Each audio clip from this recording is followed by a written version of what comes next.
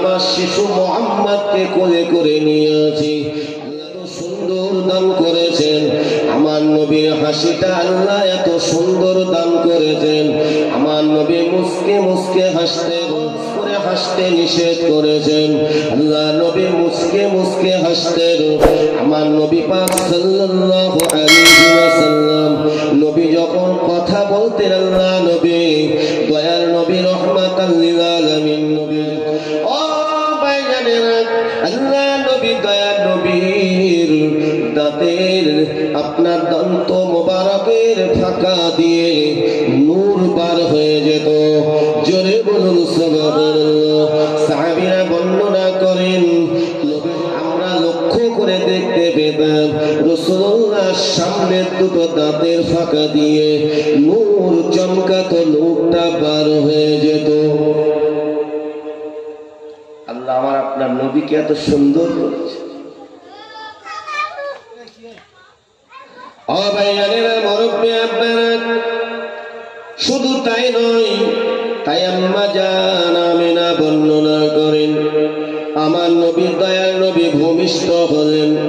আম্মা জান আমিনা বলেন, আমি লক্ষ্য করে দেখি আমার নবী আমার মুহাম্মদ সাল্লাল্লাহু আলাইহি সাল্লামের ঠোঁট দুটো নড়তে লেগেছে।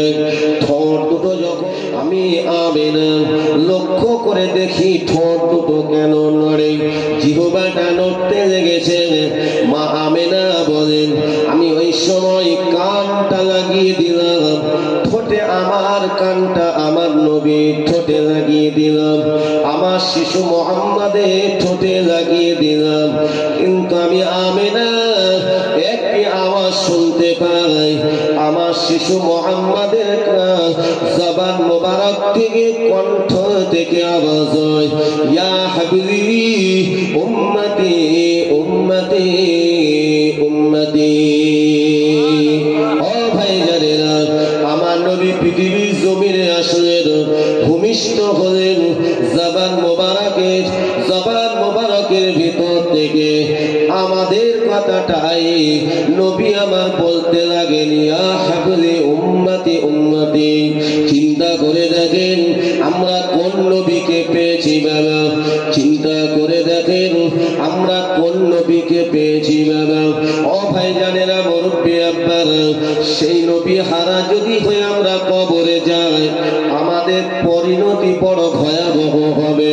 দুনিয়ার মোহে পড়ে, দুনিয়ার লোভ লালসায় পড়ে যদি এই নবীর মহাব্বত যদি ছেড়ে দেই, বিশ্ব নেতার মহাব্বত আদর্শ ছেড়ে দিয়ে দুনিয়াবি নকল যদি ধরি বাবা, এতে কিন্তু ভয়াবহ পরিণতি হবে।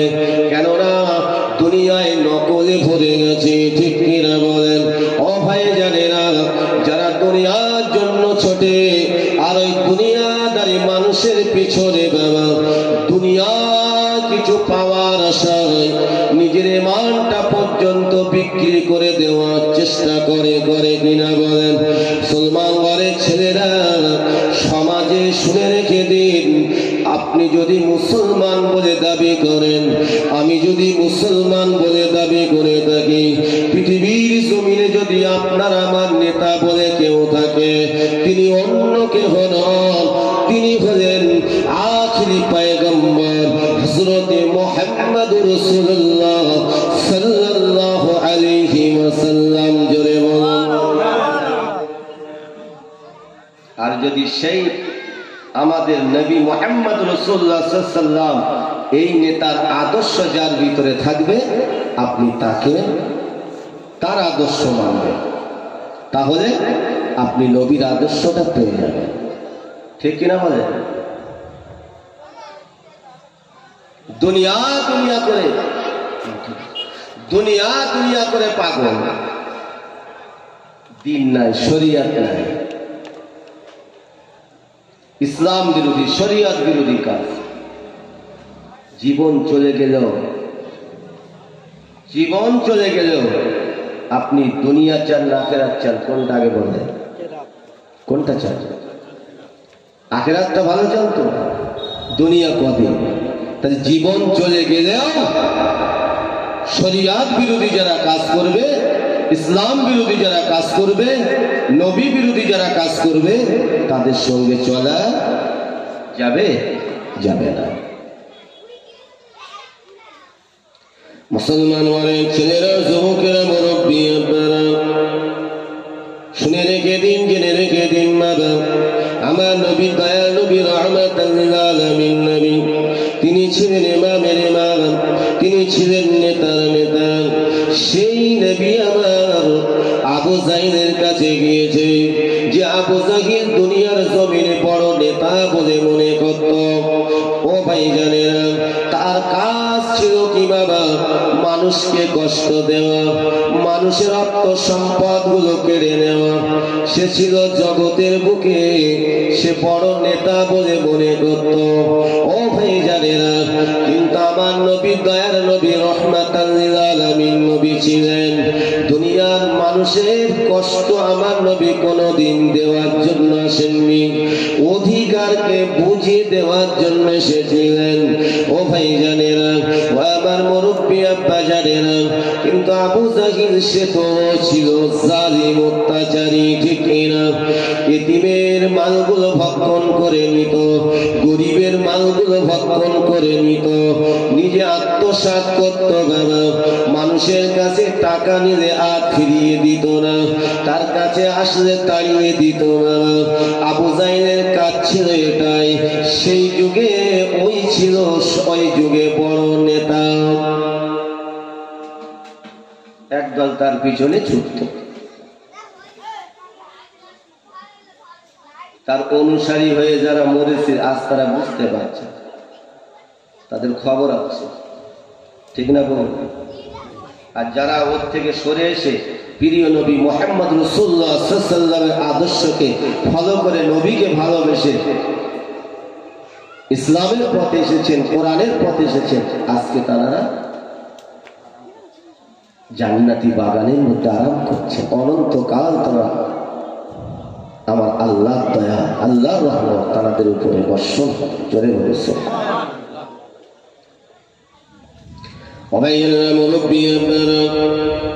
আমার নবী, দয়া নবী, রাহমাতাল লিল আলামিন নবী আমার ওই সময় আবু জাহিলকে বলেছিলেন, চাচা আপনাকে আমি জানিয়ে দিলাম, যদি আপনি আমাকে নবী বলে মানেন, এক আল্লাহকে আল্লাহ বলে বিশ্বাস করে নেন, তাহলে আপনার ইহকাল আল্লাহ ভালো করবেন, আল্লাহর রহমত পাবেন, পরকালে আপনি নাজাত পেয়ে যাবেন। আমি রাসূলুল্লাহ, আমার জন্য আমি দুনিয়ায় আসি নাই, আমি দুনিয়াদারি করার জন্য আসি নাই, আমি আমার নিজের জন্য আসি নাই। ও চাচা, তাহলে আমি কেন এত রাতে আপনার কাছে আসবো? ওই সময় আমার নবী, দয়ার নবী বলেছিলেন, চাচা আবু জাহিল, আপনি কি বিশ্বাস করেন? আপনি কি আমাকে মানেন? আমার কথাটা আপনি কি বিশ্বাস করেন? আবু জাহিল বলেছিল, মুহাম্মদ একটুখানি অপেক্ষা করো, আমি একটু ঘরের ভিতরে একটু যাই, আমি ঘরের ভিতর থেকে এসে তারপরে আমি তোমাকে জানাবো।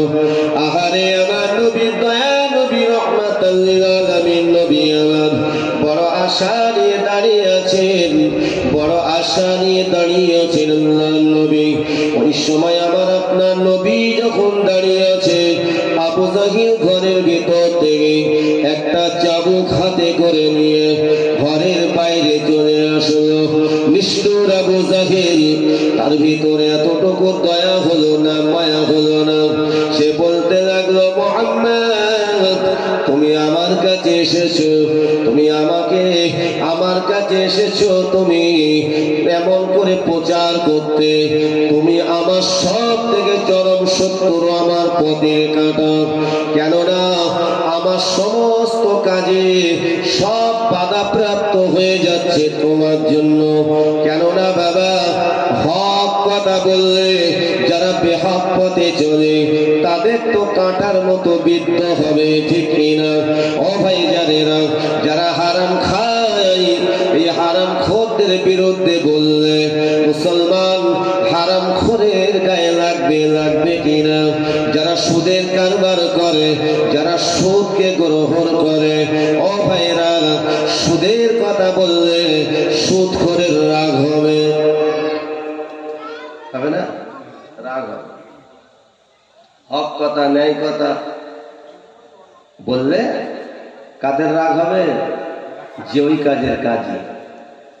আর যদি বোঝে না সত্যি এগুলো অন্যায় কাজ, শরিয়ত বিরোধী, আল্লাহর কাছে একদিন ধরা পড়তে হবে, না আমি এগুলো আজ জীবনে করবো না, তওবা করে না। আর যদি ওর উপর যদি মোহর পড়ে যায় তো ফিরে আসার আর লাইন নেই। বিশ্বনবী দয়াল নবী রাহমাতুল লিল আলামিন নবীকে বলেছিল, এ মুহাম্মদ তুমি আমার কাছে এই কথা বলার জন্য এসেছো, জানো না এই মক্কা নগরে যদি কেউ নেতা থাকে, আমি আবু জাহিল আমি হলাম বড় নেতা। কে বলছে? আবু জাহিল। এ মুহাম্মদ তুমি আমার কাছে এসেছো, তুমি এই কথা বলার জন্য, তুমি আমার ঘুমের ব্যাঘাতটা ঘটিয়েছ, তুমি আমাকে কষ্ট দিয়েছ। আমার নবী বলেছিলেন, না চাচা আমি কারো কষ্ট দেওয়ার জন্য আসি না, আপনি আমার আপন, আপনি আমার আপন, আমি আপনাকে কষ্ট দেওয়ার জন্য আসি না। ওই সময় আবু জাহেল চাবুকটা হাতে করে নিয়ে ওই সুযোগে রাতে অন্ধকারে আল্লাহ নবী নূরের চেহারার উপরে মারতে লেগেছেন।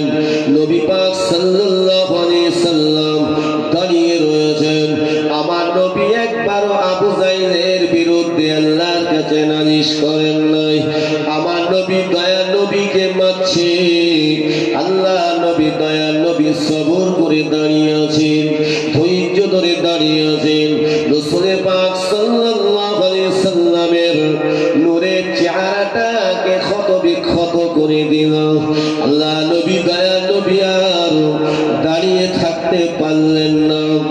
আল্লাহ নবী দয়ার নবী রাহমাতুল লিল আলামিন নবী সঙ্গে সঙ্গে জমিনের উপরে পড়ে গেলেন। আবু জাহেল আল্লাহ নবীকে মেরে রক্তাক্ত করে দিয়ে ঘরের ভিতরে চলে গেল।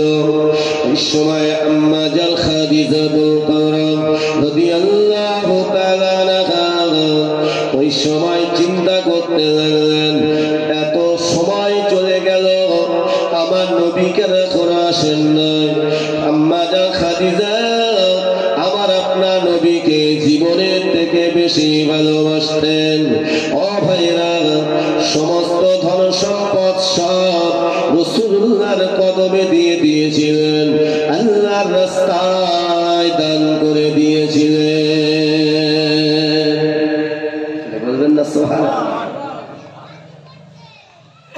আম্মা জান খাদিজা চিন্তা করছেন, আবু জাহেলের কাছে গিয়েছেন, চিন্তা করছেন ওর ভিতর তো দয়া নেই, ওর ভিতরে মায়া নেই, না জানি আমার নবীর নূরের চেহারার উপরে আঘাত করেনি তো, এত দেরি কেন হচ্ছে? আল্লাহ নবী উঠতে পারেন না, আমার নবী দাঁড়াতে পারেন না। আম্মা জান খাদিজা রাদিয়াল্লাহু তাআলা আনহা দেরি না করে ঘর থেকে বার হয়ে গেলেন। আম্মা জান খাদিজা ঘর থেকে বার হয়ে আবু জাহেলের ঘরের দিকে আসতে লাগলেন। কেন আমার নবী আসছেন না? ওই সময় মা খাদিজা দূর থেকে দেখতে পেলেন আমার আপনার নবী দাঁড়াতে পারছেন না, যেন হামাগুড়ি দিয়ে আল্লাহ নবী মরুভূমির উপর দিয়ে যেন আসতে লেগেছেন। ওই রাতের বেলা, গভীর রাতে, গভীর রজনীতে আমার নবীজি আসছেন।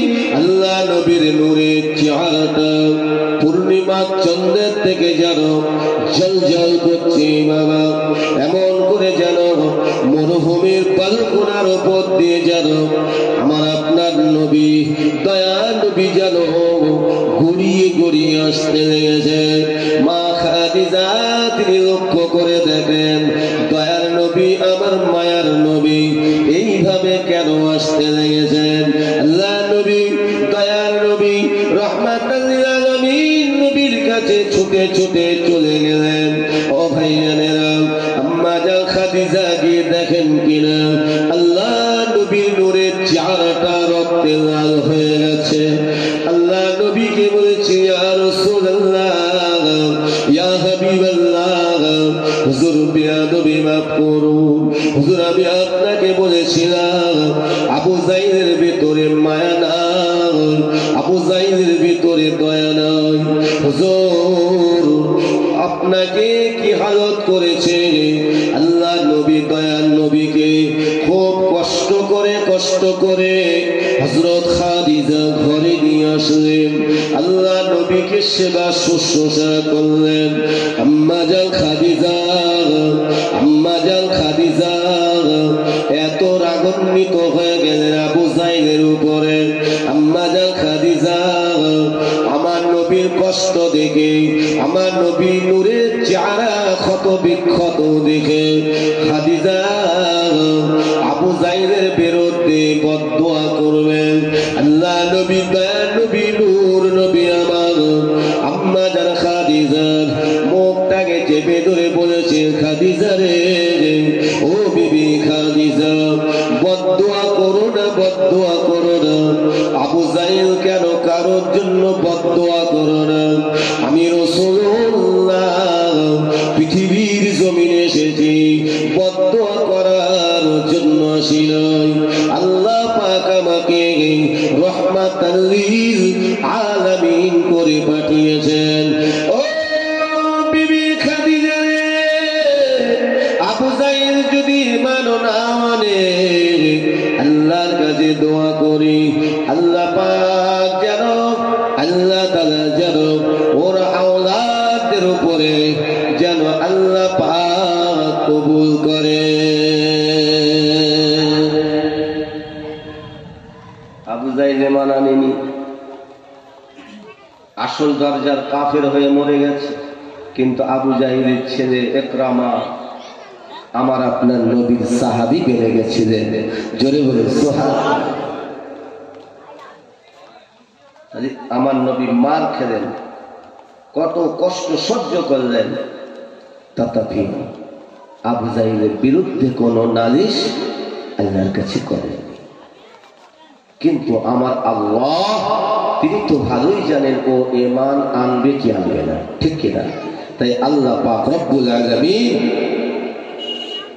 আবু জাহিলের অন্তরে মোহর মেরে দিয়েছে। যার অন্তরে মোহর পড়ে যাবে না, যতই আপনি দ্বীনের কথা বলেন, শরিয়াতের কথা বলেন, ভালো লাগবে না, রাগ হবে। যারা দুনিয়ার মোহে পড়ে যায়, দুনিয়ার লোভ লালসায় পড়ে দ্বীনকে ভুলে যায়, তারা আল্লাহকে পাবে কি করে? মুসলমান ছেলেরা, যুবকেরা, মুরব্বী আপনারা, সেই নবীর কথা বলছি যে নবী এত কষ্ট সহ্য করেও কিন্তু আমার নবী দয়া নবী কোনদিন বদদোয়া করেননি।